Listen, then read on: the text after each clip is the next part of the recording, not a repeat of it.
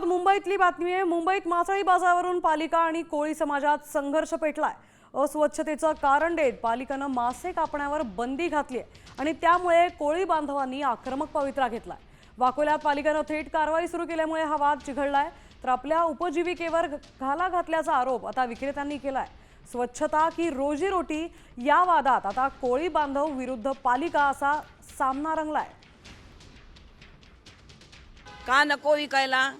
काय कारण काय सांगा ना आम्हाला। आम्ही काय सांगितलं, आम्हाला ओटे बनवून द्या व्यवस्थित, आम्ही स्वच्छता ठेवू। आम्ही आमच्या पैशांनी खर्च करून बनवलं, येऊन बीएमसी तोडून जाते। याचा अर्थ काय? म्हणजे तुम्हाला आम्ही नकोच आहे ना। स्वतः उभे, तुम्हाला दुर्गंधी आहे का? दुर्गंधीसारखं आम्ही काही ठेवलंय का?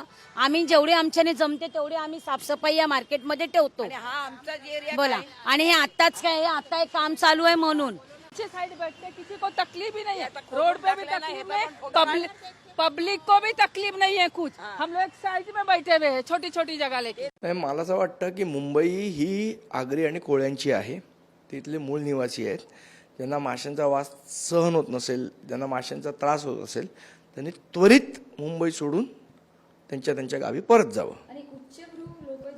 नाही, असे उच्चभ्रू वगैरे कोण नाही, हे सगळे बाहेरनं आलेले लोक आहेत। त्यांना जर त्रास होत असेल माशांचा तर त्यांनी त्यांच्या गावाला परत जावं। गुजरातला कुठे काय, राजस्थान जिथे कुठले असतील तिकडे परत जावं। इथे शहाणपणा करत थांबू नये।